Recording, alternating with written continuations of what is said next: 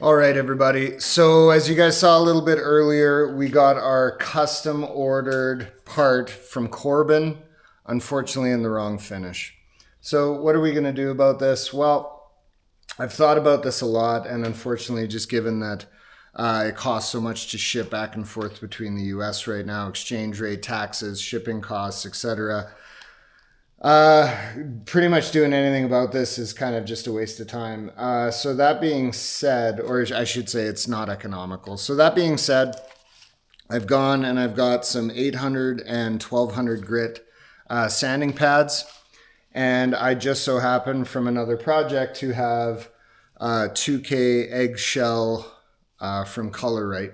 So I am going to attempt to wet sand off the high gloss coat on this without doing anything to the paint color itself. I do have a little bit of paint, but I don't want to go down that road if I don't have to.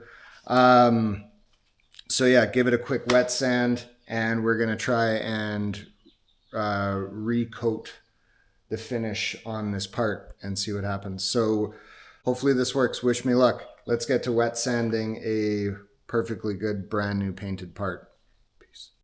All right, everybody. So we're going to start off by hitting it with the 800, just do a bit of a dry sand, cut into it a little bit, and then we're going to come over with the wet sand. So brand spanky new finish. Oof. So again, we're just going to go over this whole thing. Want to make sure that, by the way, I am not a paint expert. I have never done this before.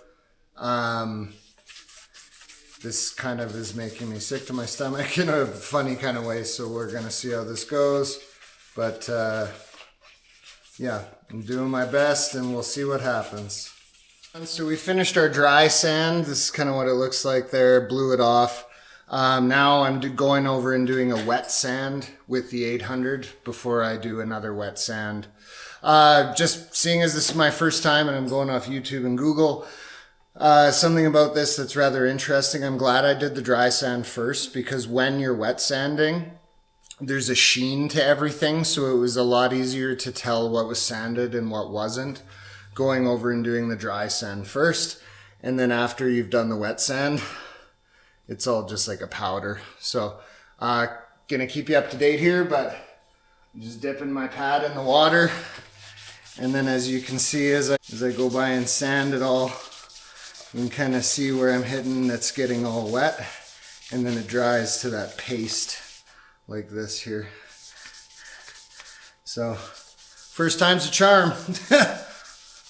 From what I can gather though, the wet sand, and in my experience just in other areas, wet sanding is going to give you a much smoother finish.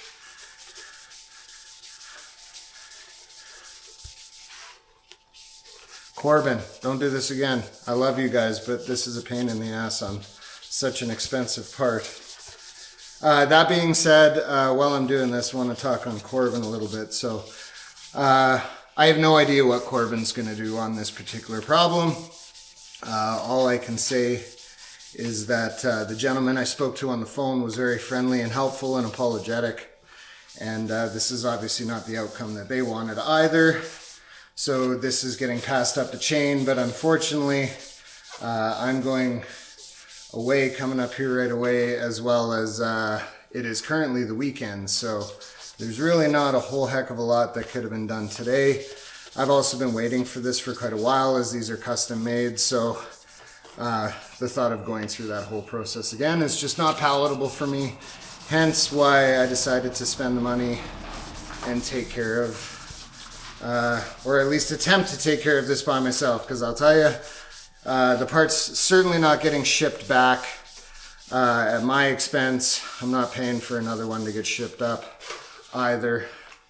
So that's kind of where things are at. But so far, this has actually turned out pretty good. We'll see how it goes. Thanks. All right, everybody. So this is where we're at right here after the first initial 800 wet and dry sand. What we're looking for is uniform sanding. So we want to make sure that we don't have any glossy spots or not glossy spots. You can see an example here in the corner of what it looked like before and after. So there is quite a bit of a change. All right, so we're gonna go over with our final 1200 grit microfine polish. Again, this is a wet polish. It's actually looking pretty good.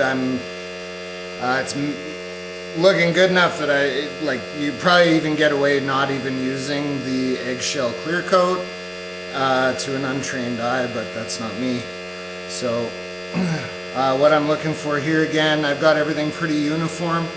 I'm trying to uniform any scuffs or scratches. They'll all be filled in by the clear coat, but this is just more of a personal thing. So just trying to make sure everything's going in the same direction here. I don't know if I'm not an auto detailer or painter, so I don't know if that's a thing, but I have to wash my bike again after this mess. All right. That's about as good as we are gonna get. All in all, the sanding process for this took about an hour.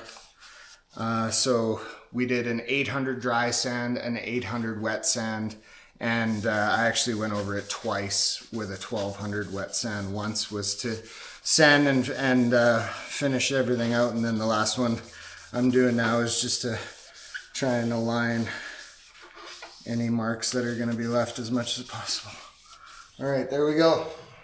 We're going to get it cleaned up again, go over it again with a wet 1200, and then it should be ready for the clear coat. Fingers crossed. What's going on, everybody? Little update on the Undertail kit from Corbin. When I was doing my final sand on it, right here you can see there was an imperfection that was a raise in the molding, and I sanded through the paint. Like, it was just one swipe and the paint and the primer was gone. So I'm kind of at a position now where I've had to use all of the spare paint that I've had to repaint this darn thing. Paint's actually looking really good. I'm very impressed. I've just been using the Color Right factory match paint, spray paint. I had like a half a can from my previous project, but that right there is about as good as I can get it. I'm gonna have to wet sand this again, unfortunately, just because I tried heavy coating it so much. It's just got a slight bit of a dip, but I don't really know what I'm gonna be able to do beyond that.